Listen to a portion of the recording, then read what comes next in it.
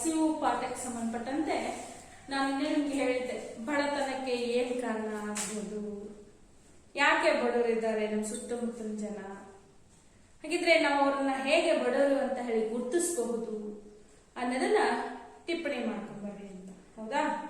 ಆ ನಿಟ್ಟಿನಲ್ಲಿ ಇವತ್ತು ಭಾರತದಲ್ಲಿ ನಿಮಗೆಲ್ಲ ಗೊತ್ತು, ಭಾರತವು ಸಂಪದ್ಭರಿತವಾದಂತಹ ರಾಷ್ಟ್ರ. ಭಾರತ, ಗಾಂಧೀಜಿಯವರು ಹೇಳ್ತಾ ಹೋಗ್ತಾರೆ, India is a very rich country but Indians are poor. ಅಂದ್ರೆ ಭಾರತ ತುಂಬಾ ಶ್ರೀಮಂತವಾದಂತಹ ರಾಷ್ಟ್ರ. ಮತ್ತೆ ಭಾರತದಲ್ಲಿ ಬಹಳಷ್ಟು ಸಂಪನ್ಮೂಲ ಇದೆ, ಅದನ್ನ ಬಳಸ್ಕೊಂಡು ನಾವು ಬಳಸಿದ್ದೇ ನಿಜವಾದ್ರೆ ಬಹಳಷ್ಟು ಶ್ರೀಮಂತಿಕೆಯಿಂದ ಕೂಡಬಹುದು ಅಂತ. ಆದ್ರೂ ಸಹ ಭಾರತದಲ್ಲಿ ನಾನು ನಿನ್ನೆ ಆಘಾತಕಾರಿ ವಿಚಾರ ಹೇಳಿದೆ, 40 ಜನರಲ್ಲಿ 30 ಕೋಟಿ ಜನಸಂಖ್ಯೆ ಬಡತನದ ಬೇಗೆಯಲ್ಲಿ ಬೀಳ್ತಾ ಇದ್ದಾರೆ ಅಂತ. ಯಾಕೆ ಅಷ್ಟೊಂದು ಜನ ನಮ್ಮ ಭಾರತದಲ್ಲಿ ಬಡವರು ಯಾಕಿದ್ದಾರೆ? ನಗರ ಪ್ರದೇಶದ್ದು ಮತ್ತು ಹಳ್ಳಿ ಗ್ರಾಮೀಣ ಭಾಗದಲ್ಲಿನ ಒಂದು ಅಂಕಿ ಅಂಶಗಳನ್ನ ನೋಡಿದಾಗ ನಮಗೆ ಬಡವರ ಸಂಖ್ಯೆ ಎಷ್ಟು ಅನ್ನೋದು ನಮ್ಗೆ ಆ ನಕ್ಷೆಯನ್ನು ನೋಡಿದಾಗ ತಿಳಿದು ಬಂತು. ಹಾಗೆ ಭಾರತದಲ್ಲಿ ಬಡತನಕ್ಕೆ ಏನ್ ಕಾರಣ? ಭಾರತದಲ್ಲಿ ಬಡತನಕ್ಕೆ ಮುಖ್ಯ ಕಾರಣನೇ ಜನಸಂಖ್ಯೆಯಲ್ಲಿನ ತೀವ್ರ ಹೆಚ್ಚಳ. ಜನಸಂಖ್ಯೆ ಹೆಚ್ಚಾದಷ್ಟು ಬಡತನ ಹೆಚ್ಚಾಗುತ್ತೆ. ಅದು ಹೇಗೆ? ಈಗ ಒಂದ್ಸರಿ ನಾವು ನೋಡ್ಕೊಳ್ಳೋಣ. ಮನೆಯಲ್ಲಿ ಒಂದು ಮಗು ಇದ್ರೆ ಅಥವಾ 4 ಮಕ್ಕಳಿದ್ರೆ, ಒಂದು ರೊಟ್ಟಿಯನ್ನ ಒಂದು ಮಗು ತಿಂತಪ್ಪ ಅಂದ್ರೆ ಆ ಮಗುಗೆ ಏನಾಗುತ್ತೆ? ಹೊಟ್ಟೆ ತುಂಬುತ್ತೆ. ಅದೇ ಒಂದು ರೊಟ್ಟಿಯನ್ನ 4 ತುಂಡುಗಳಾಗಿ ಮಾಡಿದ್ರೆ ಯಾರು ಹೊಟ್ಟೆ ತುಂಬುತ್ತೆ? ಯಾರಿಗೆ ಹೊಟ್ಟೆ ತುಂಬಲ್ಲ. ಹೌದಿಲ್ಲ? ಹಾಗಾಗಿ ನಮ್ಮ ಮೂಲಭೂತ ಸೌಕರ್ಯಗಳು ಎಷ್ಟೇ ಕೊಡ್ತಾ ಹೋದ್ರು ಜನಸಂಖ್ಯೆ ಹೆಚ್ಚಾದಂತೆ ಎಲ್ಲರಿಗೆ ಬಂದು ತಲುಪೋದ್ರಲ್ಲಿ ವಿಫಲ ಆಗುತ್ತೆ. ಹಾಗಾಗಿ ಜನಸಂಖ್ಯೆ ಒಂದು ದೊಡ್ಡ ಸಮಸ್ಯೆ, ಸವಾಲಾಗ್ಬಿಟ್ಟಿದೆ ಭಾರತದಲ್ಲಿ. ಬಡತನಕ್ಕೆ ಕಾರಣ ಜನಸಂಖ್ಯೆ ಅಂತ ನಾವು ಹೇಳ್ಬಹುದು. ಇನ್ನೊಂದ್ ಕಡೆ ಶಾಸ್ತ್ರ ಹೇಳ್ತಾರೆ, ಬಡತನಕ್ಕೆ ಮಕ್ಕಳು ಜಾಸ್ತಿ, ಹಸಿವು ಜಾಸ್ತಿ ಅಂತ ಹೇಳ್ತಾರೆ. ಹೌದಾ? ಹೌದಿಲ್ಲ? ಹಾಗಾಗಿ ಕಡಿಮೆ ಮಟ್ಟದ ರಾಷ್ಟ್ರೀಯ ಆದಾಯ ಹಾಗೂ ನಿಧಾನ ಬೆಳವಣಿಗೆ. ಎರಡನೇದು ಯಾವ್ದಾಗಿದ್ರೆ ಕಡಿಮೆ ಮಟ್ಟದ ರಾಷ್ಟ್ರೀಯ ಆದಾಯ ಹಾಗೂ ನಿಧಾನ ಬೆಳವಣಿಗೆ. ತಲಾ ಆದಾಯ ಹೆಚ್ಚಾದ್ರೆ ಮಾತ್ರ ರಾಷ್ಟ್ರೀಯ ಆದಾಯ ಹೆಚ್ಚಾಗೋದಕ್ಕೆ ಸಾಧ್ಯ ಆಗುತ್ತೆ. ನಾವು ಬಡತನದ ಬೇಗೆಯಲ್ಲಿ ಬೇಯ್ತಾ ಇದ್ವಿ, ಬಡತನದಿಂದ ಶಿಕ್ಷಣಕ್ಕಿಂತ ವಂಚಿತರಾದ್ವಿ, ಕೆಲಸದಿಂದ ವಂಚಿತರಾದ್ವಿ ಅಂದ್ರೆ ನಮ್ಗೆ ಎಲ್ಲಿಂದ ದುಡ್ಡು ಸಿಗ್ಬೇಕಲ್ವಾ? ದುಡ್ಡೇನ್ ಮರದಿಂದ ಬೆಳೆಯೋದಿಲ್ಲ. ನಾವು ದುಡ್ದಾಗ ಮಾತ್ರ ನಮ್ಗೆ ಏನ್ ಸಿಗುತ್ತೆ? ಹಣ ಸಿಗುತ್ತೆ. ಹಣ ಸಿಕ್ಕಾಗ ಮಾತ್ರ ಏನಾಗುತ್ತೆ? ನಮ್ಮ ತಲಾ ಆದಾಯ ಹೆಚ್ಚಾಗುತ್ತೆ. ತಲಾ ಆದಾಯ ಹೆಚ್ಚಾಯ್ತು ಅಂದ್ರೆ ರಾಷ್ಟ್ರೀಯ ಆದಾಯನೂ ಸಹ ಹೆಚ್ಚಾಗುತ್ತೆ. ವಿದ್ಯಾರ್ಥಿಗಳೇ, ತಲಾ ಆದಾಯ ಅಂದ್ರೇನು, ರಾಷ್ಟ್ರೀಯ ಆದಾಯ ಅಂದ್ರೇನು ಅನ್ನೋದನ್ನ ನೀವು ಕರೆಕ್ಟ್ ಆಗಿ ತಲೆಯಲ್ಲಿ ಇಟ್ಕೋಬೇಕು. ತಲಾ ಆದಾಯ ಅಂದ್ರೆ ವ್ಯಕ್ತಿ ಓರ್ವನಿಗೆ ಸಂಬಂಧಿಸಿದ ಆದಾಯ. ಹೌದಾ? ರಾಷ್ಟ್ರೀಯ ಆದಾಯ ಅಂದ್ರೆ ಇಡೀ ದೇಶದ ಒಟ್ಟು ಆದಾಯ. ನಿಮಗೆ ವ್ಯಾಖ್ಯಾನವನ್ನು ಸಹ ನಾನು ನಿಮಗೆ ಹೇಳ್ತಾ ಹೋಗ್ತೀನಿ. ರಾಷ್ಟ್ರೀಯ ಆದಾಯ ಅಂದ್ರೆ ಒಂದು ದೇಶವು ಒಂದು ವರ್ಷದಲ್ಲಿ ಉತ್ಪಾದಿಸುವಂತಹ ಸರಕು ಮತ್ತು ಸೇವೆಗಳ ಒಟ್ಟು ಮೌಲ್ಯವನ್ನ ನಾವು ರಾಷ್ಟ್ರೀಯ ಆದಾಯ ಅಂತ ಹೇಳಿ ಕರಿತೇವೆ. ತಲಾ ಆದಾಯ ಅಂದ್ರೇನು? ಒಂದು ದೇಶದ ಜನಸಂಖ್ಯೆಯನ್ನ ಆ ದೇಶದ ಒಟ್ಟು ಆದಾಯದೊಂದಿಗೆ ಭಾಗಿಸಿದಾಗ ಬರುವಂತಹ ಭಾಗಲಬ್ಧವನ್ನ ನಾವು ತಲಾ ಆದಾಯ ಅಂತ ಹೇಳಿ ಕರಿತೇವೆ. ಅರ್ಥ ಆಯ್ತಲ್ಲ? ಹಾಗೆ ಕಡಿಮೆ ಮಟ್ಟದ ರಾಷ್ಟ್ರೀಯ ಆದಾಯ ಹೆಚ್ಚಾಗ್ತಾ ಕಾಣ್ತಾ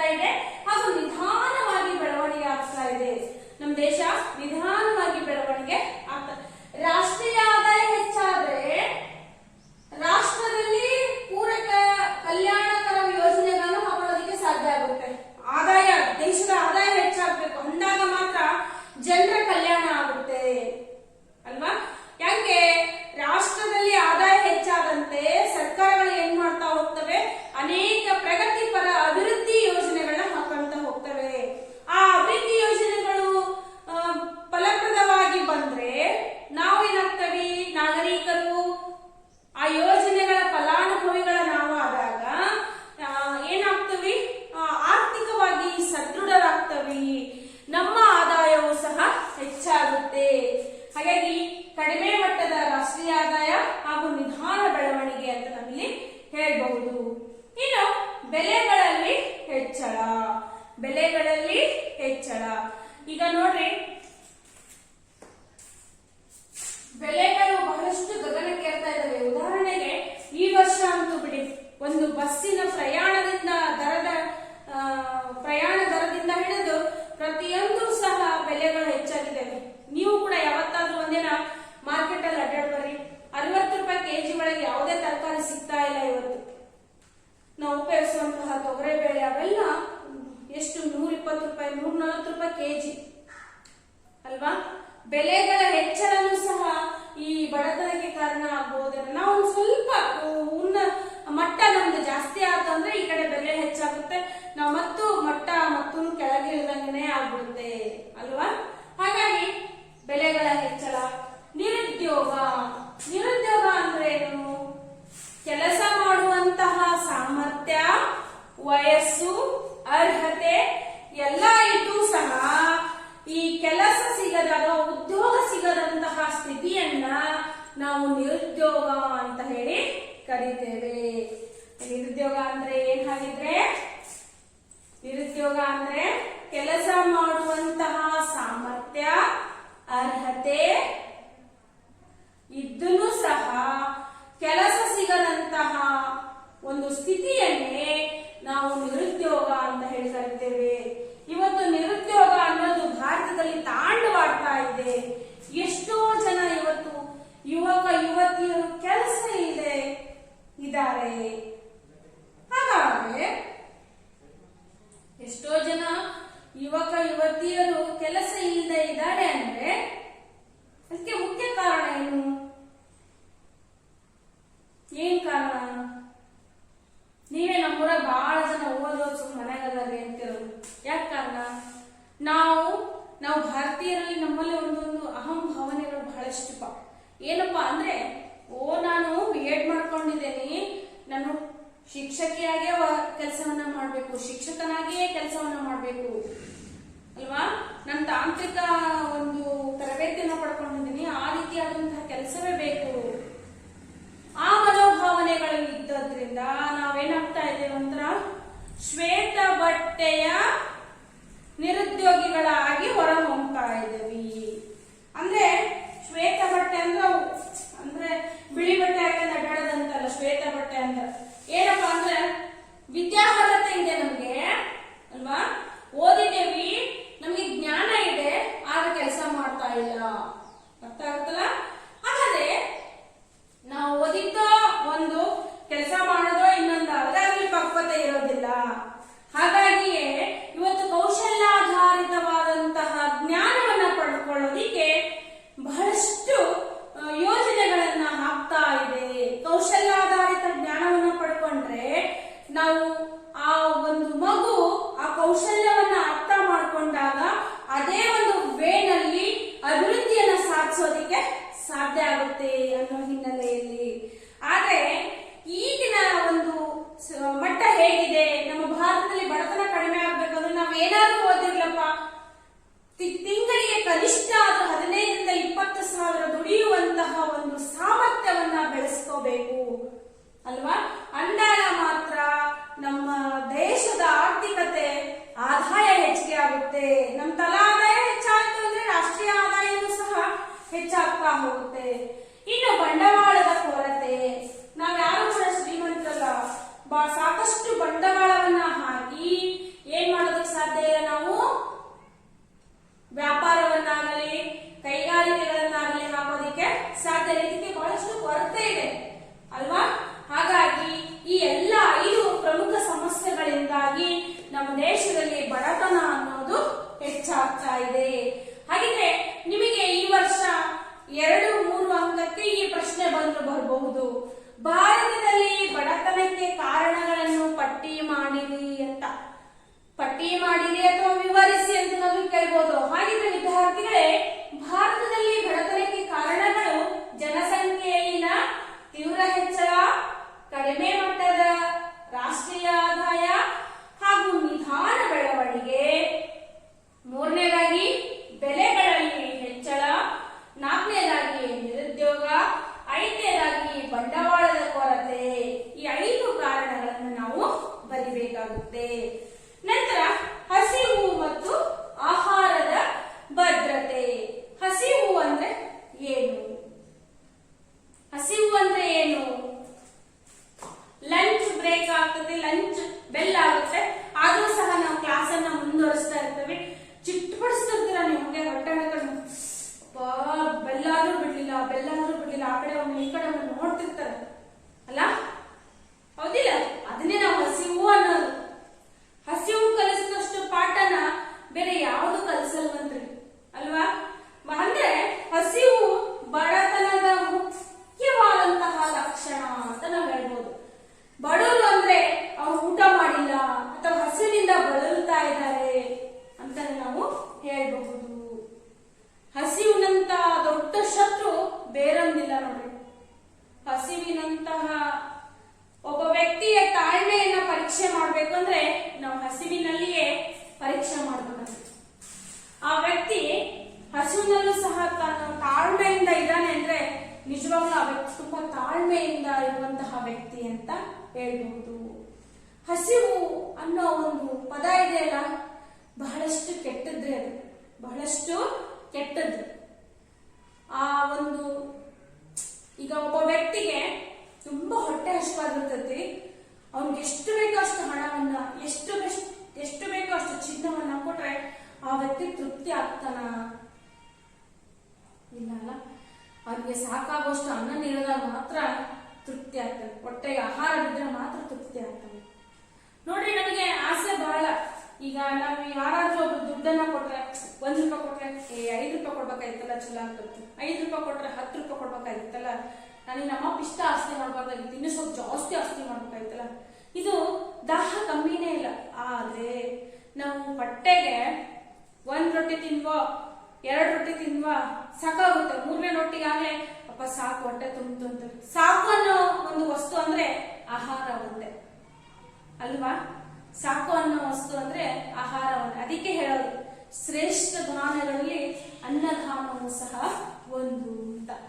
ಹಾಗೆ ಬಡತನದಲ್ಲಿ ಹಸಿವು ಅನ್ನೋದು ಒಂದು ದೊಡ್ಡ ಮುಖ್ಯವಾದಂತಹ ಲಕ್ಷಣ ಅಂತ ಹೇಳ್ಬೋದು. ಆ ನಿಟ್ಟಿನಲ್ಲಿ ಅಂತಾರಾಷ್ಟ್ರೀಯ ಆಹಾರ ನೀತಿ ಸಂಶೋಧನಾ ಸಂಸ್ಥೆ IFPRI ಹಸಿವಿನ ವಿಶ್ವ ಹಸಿವಿನ ಸೂಚ್ಯಾಂಕ ಎಂಬ ಮಾನದಂಡವನ್ನ ರೂಪಿಸಿ ಹಸಿವಿನ ಪ್ರಮಾಣವನ್ನ ಅಂದಾಜು ಮಾಡಲಾಗ್ತಾ ಇದೆ. ಹಾಗಿದ್ರೆ ಈ ಹಸಿವಿನಿಂದ ಎಷ್ಟು ಜನ ಬಳಲ್ತಾ ಇದ್ದಾರೆ, ಯಾವ ರಾಷ್ಟ್ರದಲ್ಲಿ ಎಷ್ಟು ಜನ ಈ ಹಸಿವಿನಿಂದ ಬಳಲ್ತಾ ಇದ್ದಾರೆ ಅಂತ ಜನರನ್ನ ಗುರುತಿಸಿ ಅವರ ಹಸಿವನ್ನ ಹೋಗ್ಲಾಡ್ಸೋದಿಕ್ಕೆ ಸಾಧ್ಯವಾಗೋದಿಕ್ಕೆ ಒಂದು ಮಾನದಂಡವನ್ನ ರೂಪಿಸಲಾಯಿತು.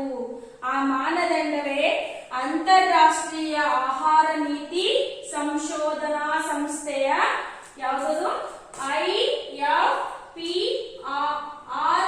ಅಂತ ಹೇಳ್ತಾರೆ. ಈ ಒಂದು ಸಂಸ್ಥೆಯ ಮೂಲಕ ವಿಶ್ವ ಹಸಿವಿನ ಸೂಚ್ಯಾಂಕ ಎಂಬ ಮಾನದಂಡವನ್ನ ರೂಪಿಸಿ ಹಸಿವಿನ ಪ್ರಮಾಣವನ್ನ ಅಂದಾಜಿಸಲಾಗ್ತಾ ಇದೆ. ಆ ನಿಟ್ಟಿನಲ್ಲಿ ಈ ಹಸಿವಿನ ಪ್ರಮಾಣದಲ್ಲಿ ಅಂದಾಜು ಪ್ರಕಾರ ಅಪೌಷ್ಟಿಕತೆ, ಮಕ್ಕಳ ಪೋಲು ಪ್ರಮಾಣ, ಕುಬ್ಜ ಮಕ್ಕಳ ಪ್ರಮಾಣ, ಮಕ್ಕಳ ಮರಣ ದರ ಇವುಗಳನ್ನ ಗುರುತಿಸಲಾಗಿದೆ. ಅಪೌಷ್ಟಿಕತೆ ಅಂದ್ರೆ ಏನು ವಿದ್ಯಾರ್ಥಿಗಳೇ? ಅಪೌಷ್ಟಿಕತೆ ಅಂದ್ರೆ ಏನು? ಪೌಷ್ಟಿಕ ಆಹಾರವನ್ನ ಬಿಟ್ಟು ಮಕ್ಕಳಲ್ಲಿ ಬಹಳಷ್ಟು ರಕ್ತಹೀನತೆಯ ಕೊರತೆ ಮತ್ತೆ ಪದೇ ಪದೇ ಏನು ಆರೋಗ್ಯ ಹದಗೆಡುವಂತಹ ಲಕ್ಷಣಗಳು, ಮಕ್ಕಳಲ್ಲಿ ಚಂಚಲ ಸ್ವಭಾವ, ಇದಕ್ಕೆಲ್ಲ ಕಾರಣ ಅಪೌಷ್ಟಿಕತೆ ಅಂತ ನಾವು ಹೇಳಬಹುದು. ಅದಕ್ಕೆ ಸ್ವಾಮಿ ವಿವೇಕಾನಂದರು ಹೇಳ್ತಾರೆ, sound A body sound A mind ಅಂತ. ಯಾರ ದೇಹ ಸದೃಢವಾಗಿರುತ್ತೋ ಅವ್ರ ದೇಹದಲ್ಲಿ ಸದೃಢವಾದಂತಹ ಮನಸ್ಸಿರುತ್ತೆ ಅಂತ. ಸದೃಢ ದೇಹದಲ್ಲಿ ಸದೃಢವಾದ ಮನಸ್ಸಿರುತ್ತೆ. ಹಾಗಾದ್ರೆ ನಮ್ಮ ಸದೃಢ ದೇಹ ಆಗ್ಬೇಕು ಅಂದ್ರೆ ನಾವೇನ್ ಮಾಡಬೇಕು? ಪೌಷ್ಟಿಕ ಆಹಾರವನ್ನ ಸೇವಿಸಬೇಕು.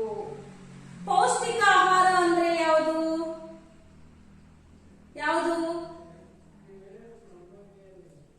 ಬೇಳೆಕಾಳುಗಳಾಗಿರ್ಬೋದು, ಹಣ್ಣು ಹಂಪಲುಗಳಾಗಿರ್ಬೋದು, ಮೊಟ್ಟೆ ಹಾಲುಗಳಾಗಿರ್ಬೋದು, ಮಾಂಸಾಹಾರಿಗಳಾಗಿದ್ರೆ ಮಾಂಸ, ಮೀನು ಇಂಥವುಗಳನ್ನ ನಾವು ಪೌಷ್ಟಿಕ ಆಹಾರಗಳು ಅಂತ ಹೇಳಿ ಕರೀತೇವೆ. ಈಗ ಮಕ್ಕಳೆಲ್ಲ ಏನಾಗ್ತಾ ಇದೆ, ಜಾಗತೀಕರಣದ ಪ್ರಭಾವದಿಂದಾಗಿ ಆಹಾರದಲ್ಲಿ ವಿಭಿನ್ನತೆಯನ್ನು ನಾವು ನೋಡ್ತಾ ಇದ್ದೀವಿ.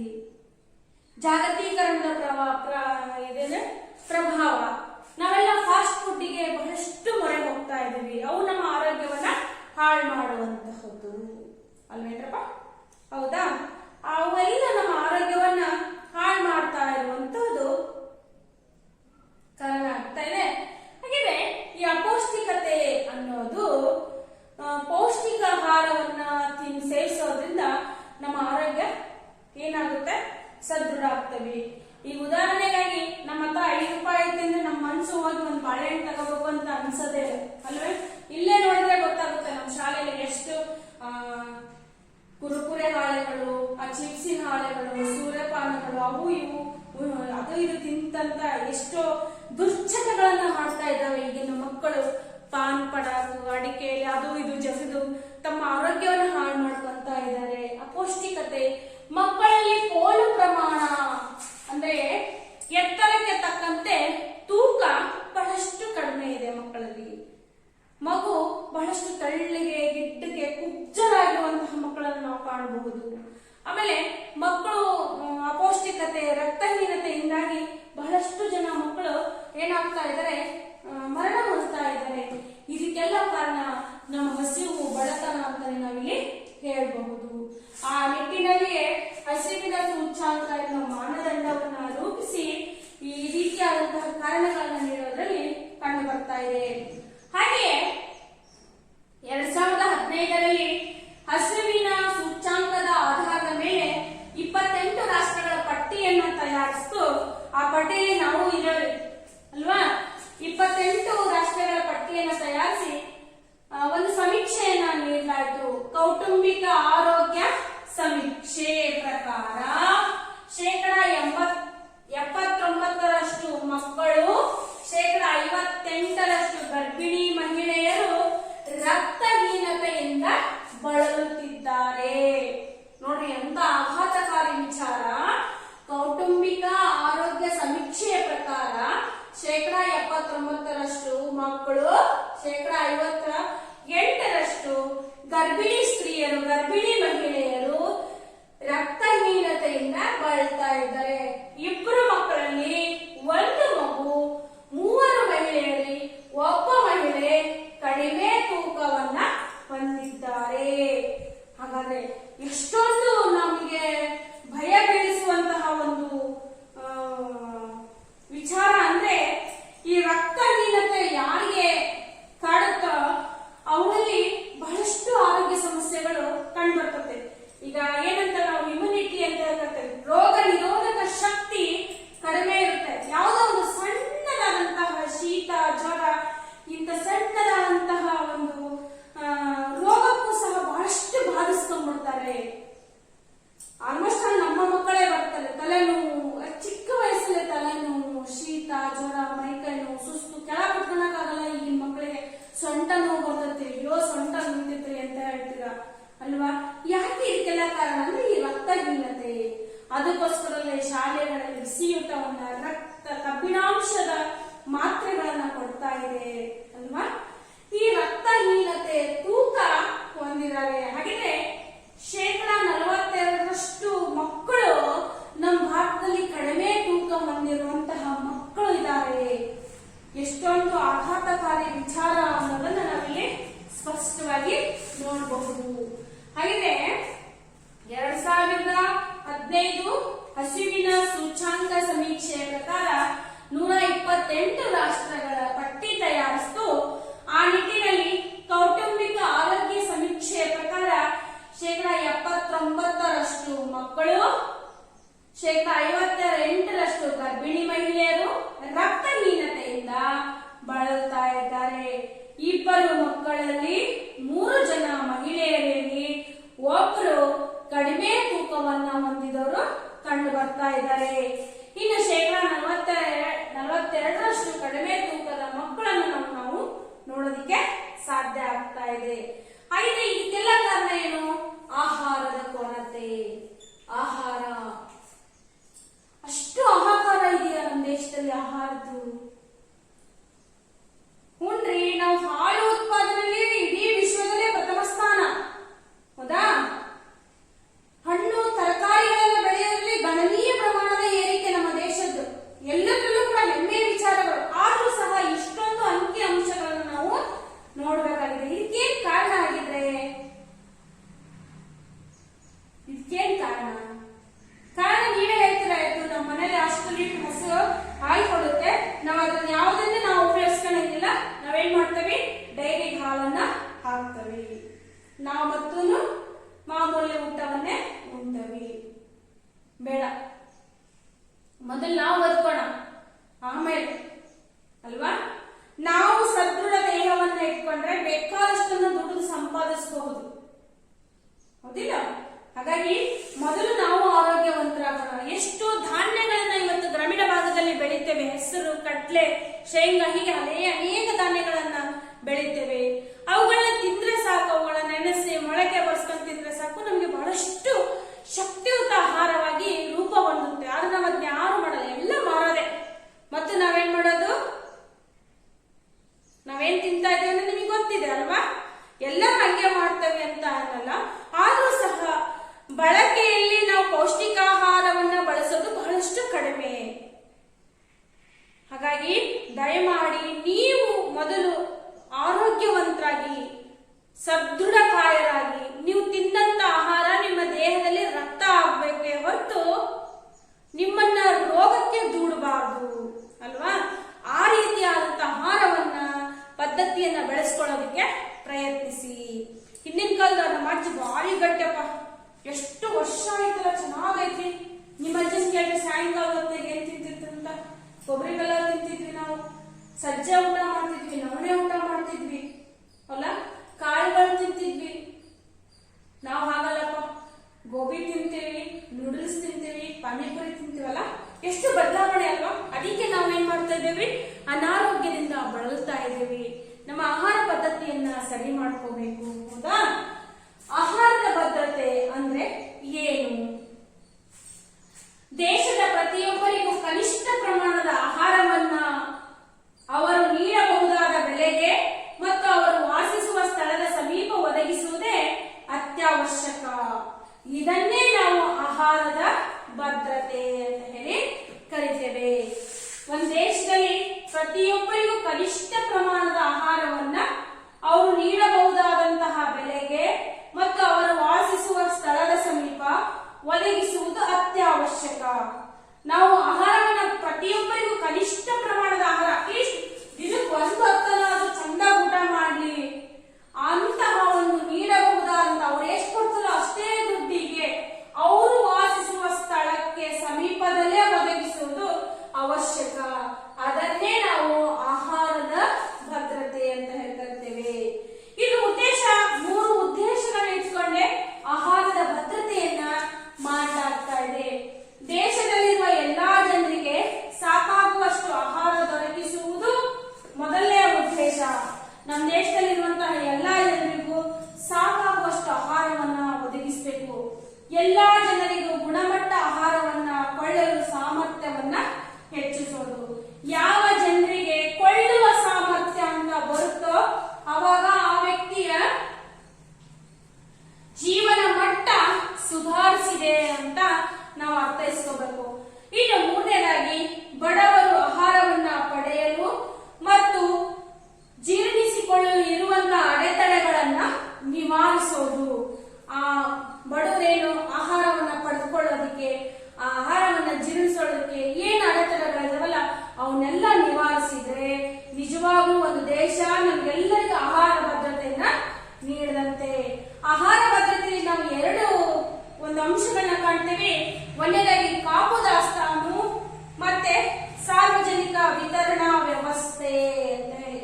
ಯಾವುದು? ಕಾಪು ದಾಸ್ತಾನು ಮತ್ತು ಸಾರ್ವಜನಿಕ ವಿತರಣಾ ವ್ಯವಸ್ಥೆ. ಹಾಗಿದ್ರೆ ಇಲ್ಲಿ ಆಹಾರ ಭದ್ರತೆಯ 3 ನೀತಿಗಳು ಅಂದ್ರೆ 3 ಅಂಶಗಳನ್ನ ಇಟ್ಟುಕೊಂಡು ನಾವು ಆಹಾರ ಭದ್ರತೆಯನ್ನು ಕೊಡಬೇಕು. ದೇಶದಲ್ಲಿರುವ ಎಲ್ಲಾ ಜನರಿಗೆ ಸಾಕಾಗುವಷ್ಟು ಆಹಾರವನ್ನ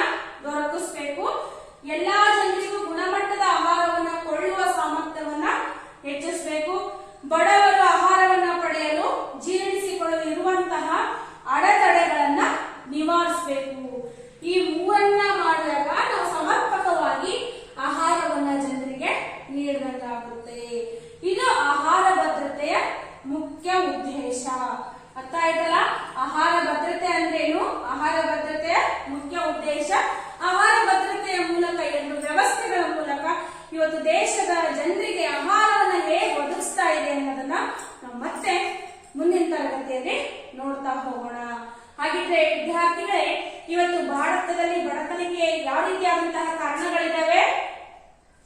ಹಸಿವು ಅಂದ್ರೇನು, ಬಡತನ, ಆಹಾರದ ಭದ್ರತೆ ಅಂದ್ರೇನು, ಹಸಿವು ಹೇಗಿರುತ್ತೆ ಅನ್ನೋದು ನಿಮ್ಗೆ ಗೊತ್ತಾಯ್ತು.